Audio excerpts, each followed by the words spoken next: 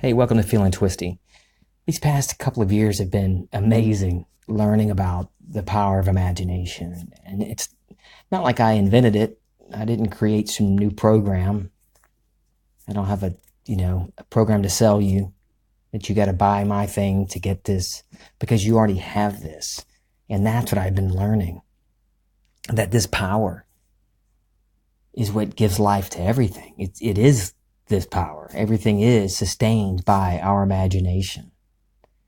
Each and every one of us has that same I am, that same I amness, that same awareness that created the universe. And we give life to the universe.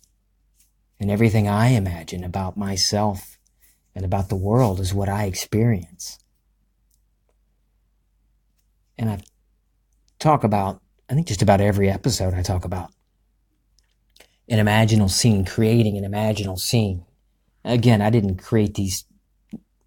come up with how to do this. I've gotten from Neville Goddard and from 2020, but Neville talks about how your imagination is what he calls the I amness, God within all of us.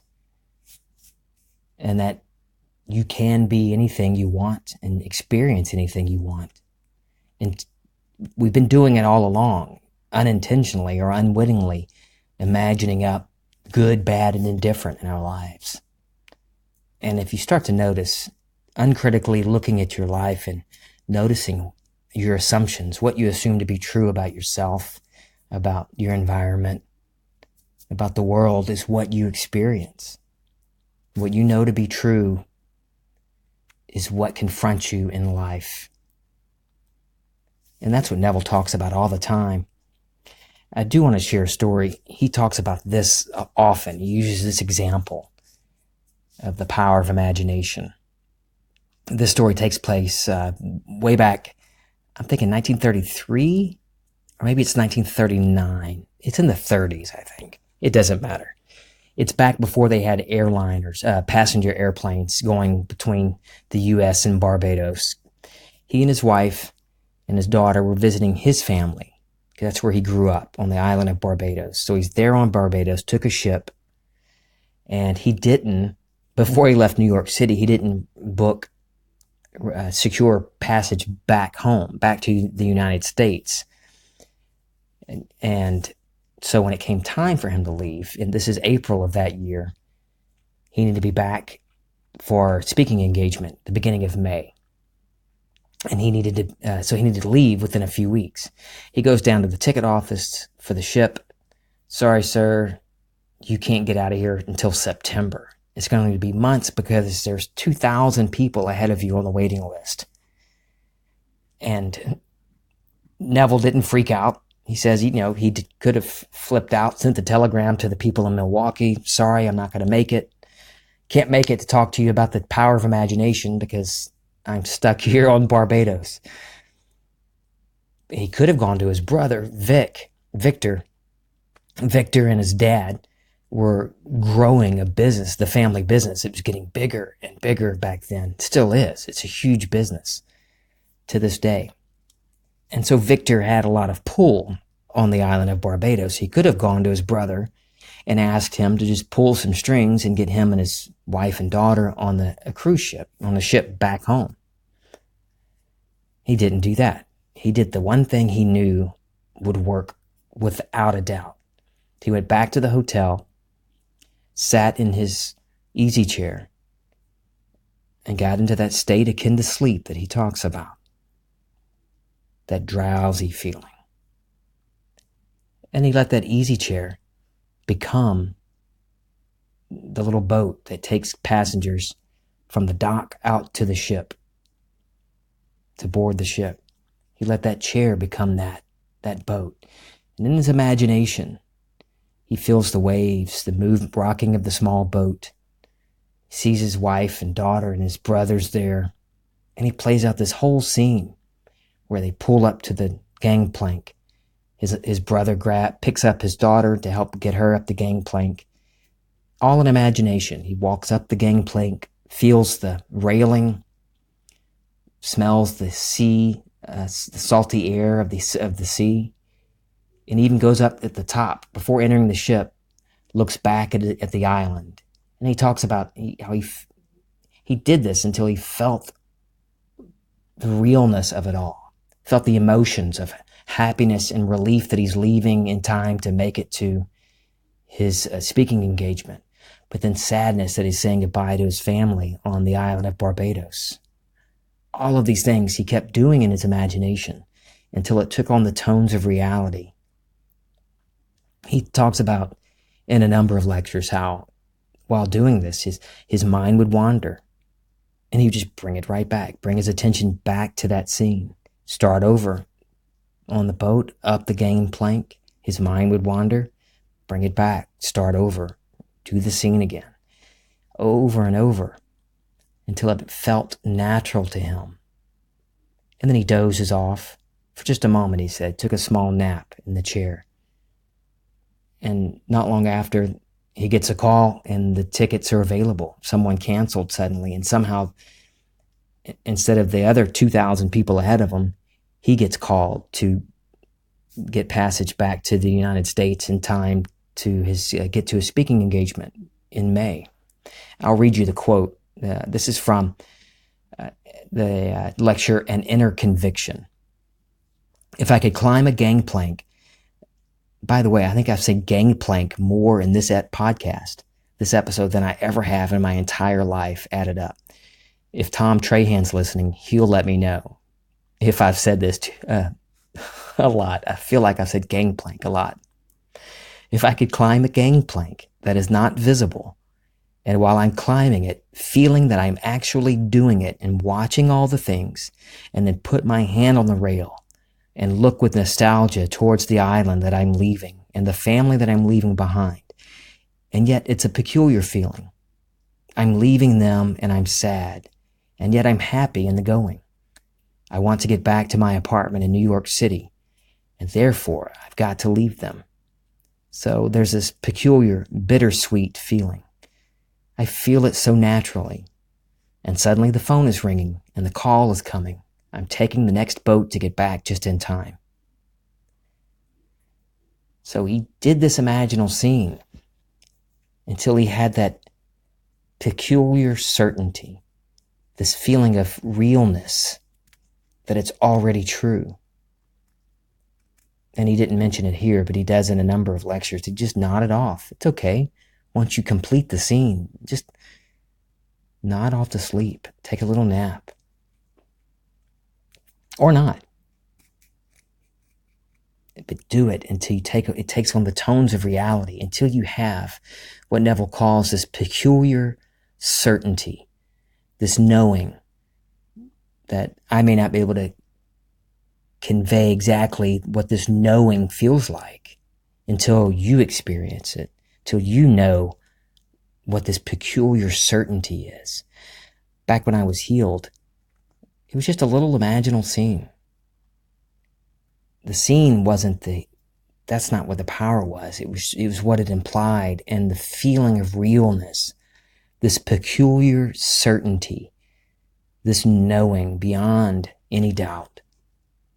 There's no room for doubt. There's not even a little gap in there, any wiggle room. It's an absolute knowing, this certainty that it's done. And within days, I was healed, out of the wheelchair for good. You can do this with anything. You can be anything, do anything in life that you want. First, know what you want. Know what you want to do. Travel, new business idea, a new podcast. You want to run for political office? It's everywhere now. My television's on mute and there's a political ad. Made me think of that. Good luck to you, buddy. Yeah, but if you want, there's nothing wrong with it. But you don't need to seek advice at first. First, go to the end. Don't check polls and read demographics and what should I do? Is this even possible? Maybe it's not a good idea. I'm the wrong skin color. Bull crap. Never should that be a problem within you. Never let that stop you. I'm the wrong sex. I'm the wrong color. I'm from the wrong country. All of that's bullcrap. Bullcrap. The same I am, that same awareness is in each and every one of us. It is each and every one of us. Although we seem separate and different in others, we're not. We're all one. So that should never be something to stop you. The only thing that's going to stop you for real is doubt. If you doubt that it's possible. If you have this peculiar certainty that I'm talking about, then nothing can stop you. So what is it you want?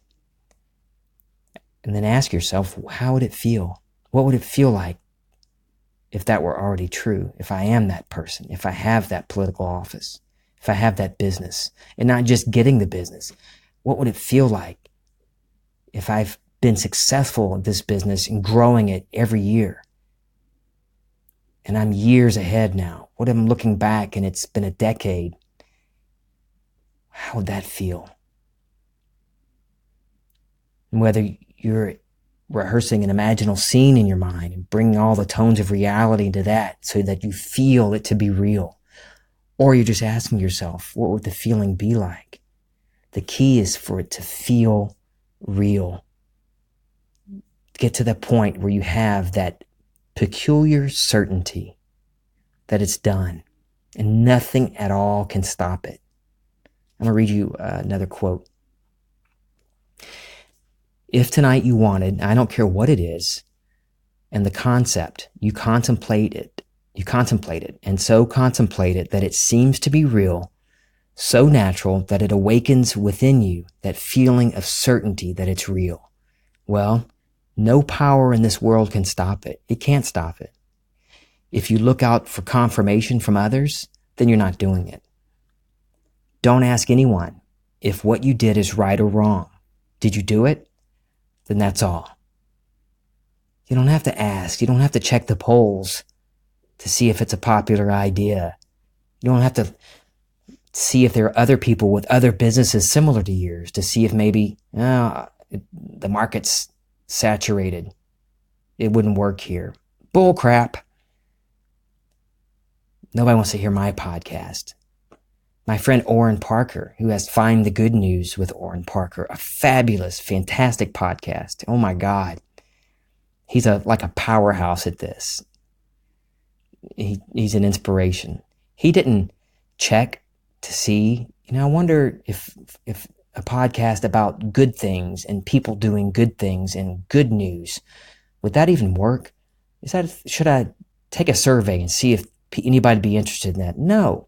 He knew what he wanted, and he went for it. And he, in one of his B-side podcasts that I got to listen to as a patron of his, in the Early Risers, as a patron on the Early Risers group is what it's called on Patreon with Find the Good News. On one of those private podcasts, he talked about how when he's doing a podcast, it's recorded, but he's imagining, he said picturing, I think, or he said in his mind, he sees people, a live audience, and pulls that into his imagination, that he has an audience. He sees the audience in his mind, and his audience is growing and growing. It's amazing. It's such a high quality podcast. You would never, we're from the Gulf Coast of the United States, not a heavily populated area if you compare it to other metropolises.